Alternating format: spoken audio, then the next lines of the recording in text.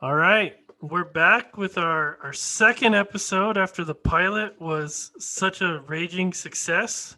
Um, we decided to come back with our second episode and talk about the Seahawks hiring their new offensive coordinator. So, but first, um, first time we tried to do this, we tried to roll video, and being that I live in Ellensburg, Washington, my internet sucks, and so we had to bag the video, and we did audio only. But thanks to the great technology of a 50-foot Cat 5 cable from your local electrical supply store, I was able to do video this time. So we got the video going tonight. You want the link to see our YouTube page? It's a pinned tweet on our Twitter page, which is at Grandstands Pod. So follow us there. You can see us on our YouTube page, and you can see what we actually look like if you dare. So, yeah, I guess I'll have to watch my mannerisms and roll in my eyes when Levi says something that I disagree with, because last time he couldn't see me, but I'll have to be better behaved this time. So, same for you, Levi. Copy.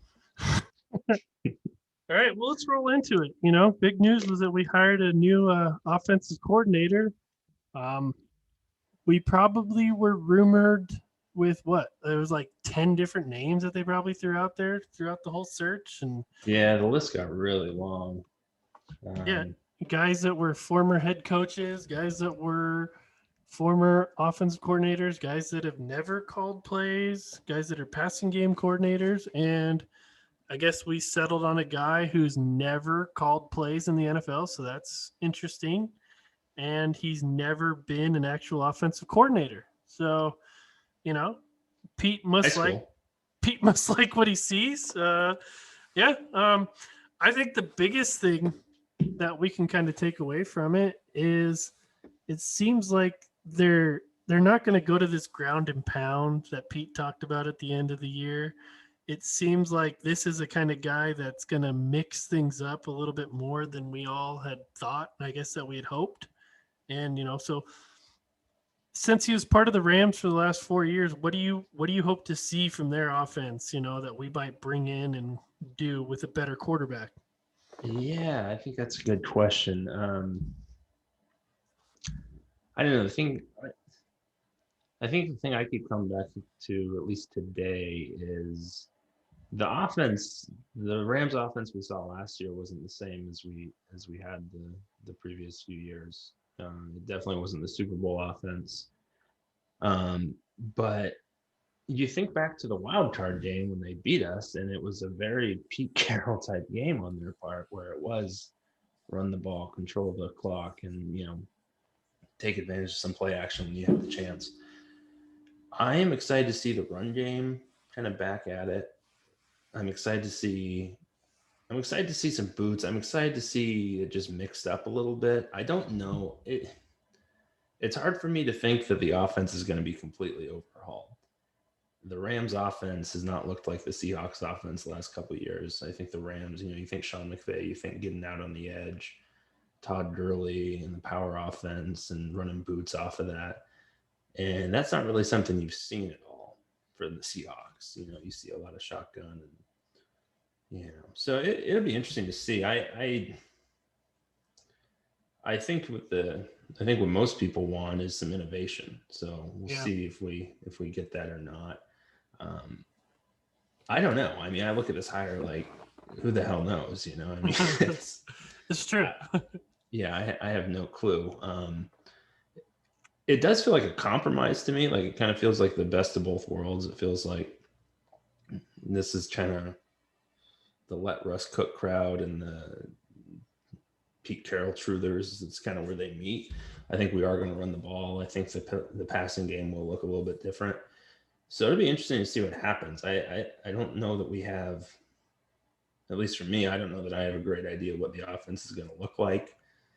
But it's exciting. I mean, it's something to talk about. Yeah.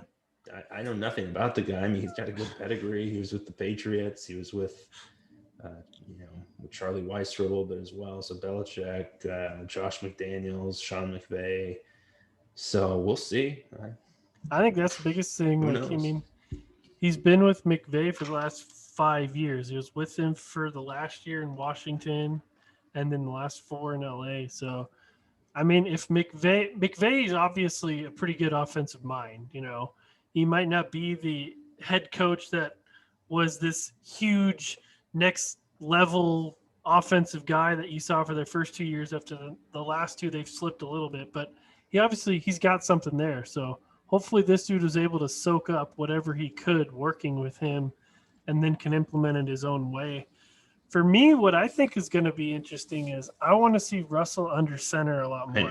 That's where I was going to. I want to like. I can't I picture it. I don't know if they do the shotgun to help him see over the line because of his height, which he is short, but it's like they used to run boots like that all the time and be under center back in his first couple of years with Bevel, and it's like you never saw that this last year barely at all. And that's the one way to get the quarterback on the move, the play action boot, give him room to scramble, to step up in a pocket. I want to see him under center, and I hope we do that more. Yeah, that's exactly what I was about to say too. It's hard for me to picture though them putting him under center. We haven't seen that in a long time. We haven't seen naked boots. We haven't seen. How long has it been since we've seen Russ be a factor in the ground game? And it's been a few years now, So I want to see that too, man. I think you need to get him out in space.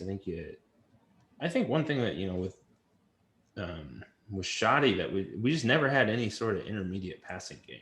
Yeah. And I don't know that we ever have under the Pete Carroll, but you look back to the Rams games and you see Robert Woods coming across the middle. You see Cup. The tight ends were a big piece of it. So it's gonna be interesting to see how they put it all together. I still part of me wonders, are they going to let him do his thing, or is it still going to be, you know what I mean? Yeah.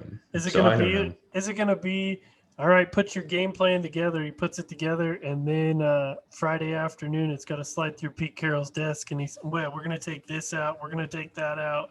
You're going to run it my way.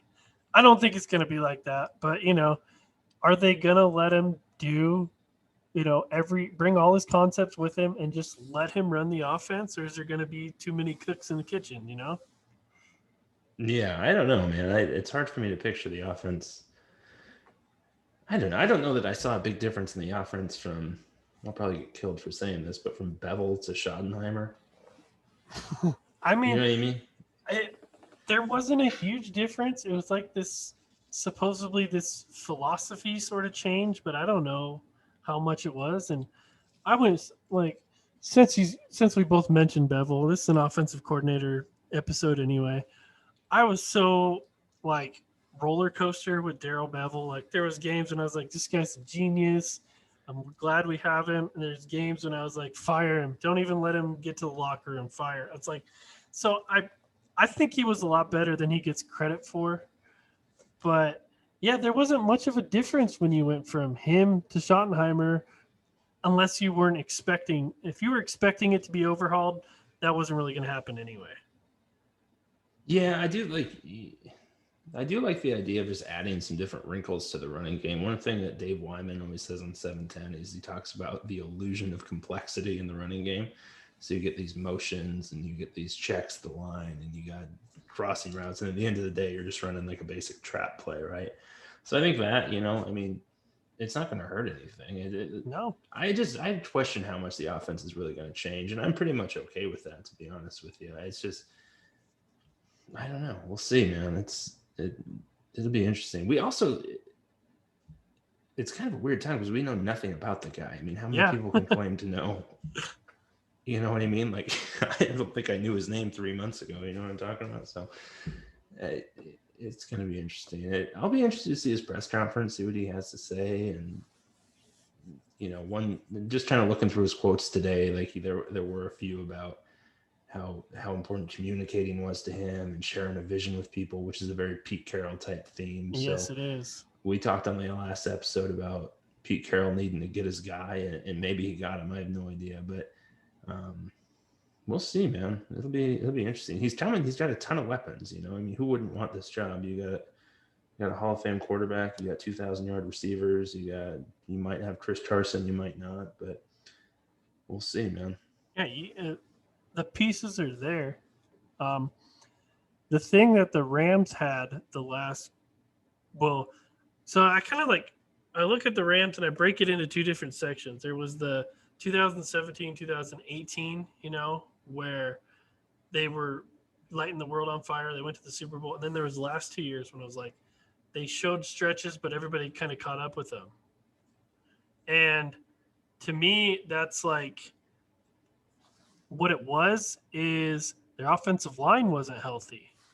And when their offensive line wasn't healthy, Goff just turned to crap. So it's like to me, when it comes up here, they're going to have to build on that left guard, that center position, and they're going to have a solid offensive line so that we can do this.